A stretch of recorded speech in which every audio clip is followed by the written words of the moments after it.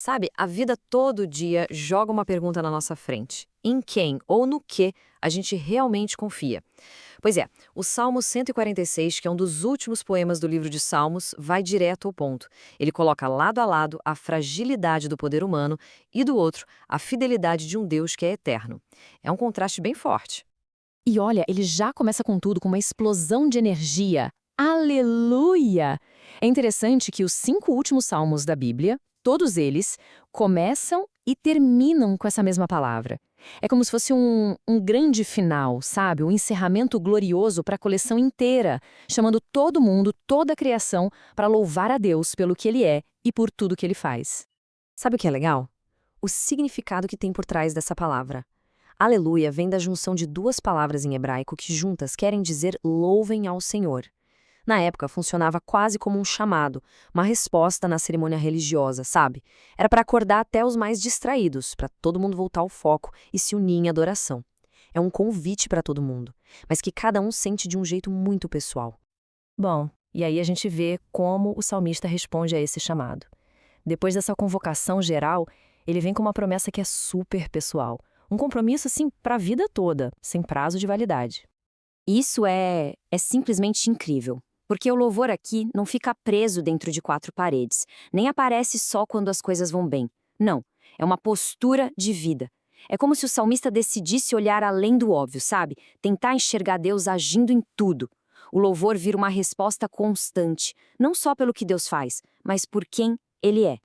E aí, de repente, o poema dá uma virada. É quase um corte brusco.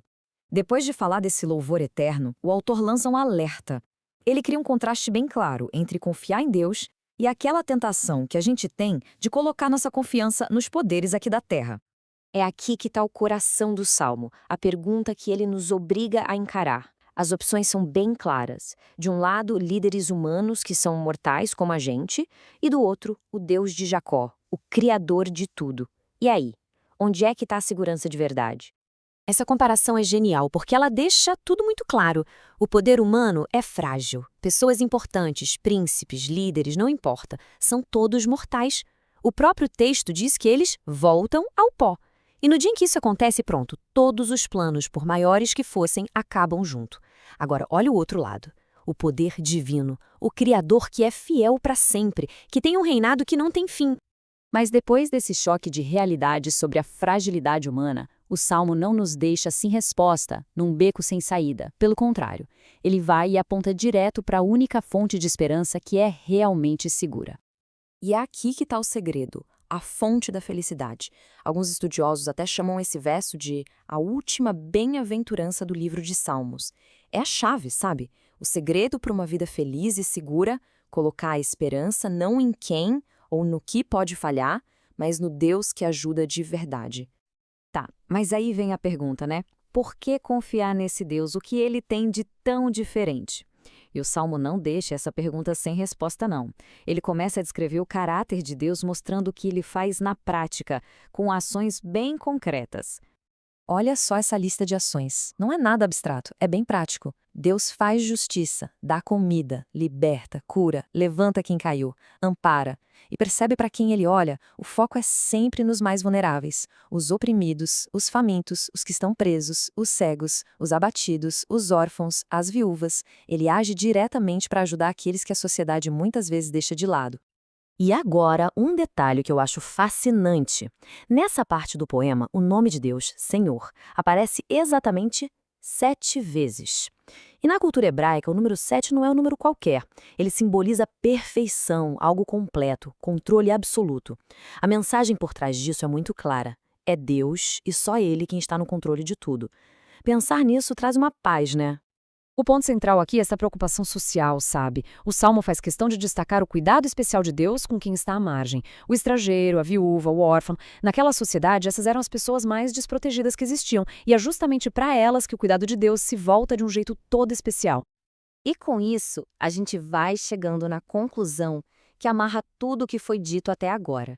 O poema fecha com uma declaração final, muito poderosa, que conecta todos esses pontos. Para o salmista, a felicidade de um povo está em ter Deus como seu rei. E por quê? Simples, porque o caráter desse rei é cuidar de quem não tem força para se cuidar. Ele é totalmente bom, totalmente poderoso e, o mais importante, totalmente confiável. O reinado dele não é passageiro como o dos líderes humanos, é para sempre. E assim o ciclo se fecha. O salmo termina do mesmo jeitinho que começou. Aleluia! Porque depois de pensar em tudo isso, em quem Deus é e no que Ele faz, a única resposta que faz sentido, a resposta mais apropriada, é o louvor. É um jeito de dizer obrigado e de reconhecer que nele a nossa confiança está no lugar certo. E isso tudo deixa a gente com uma última reflexão. Entender que existe um rei eterno, um rei justo, que se importa com os vulneráveis. Isso não é só uma ideia teológica antiga, sabe? É algo que pode transformar completamente o nosso jeito de viver hoje. Como será que a nossa perspectiva, as nossas decisões, a nossa paz interior, como tudo isso muda quando a nossa confiança está firmada não naquilo que passa, mas naquilo que é eterno?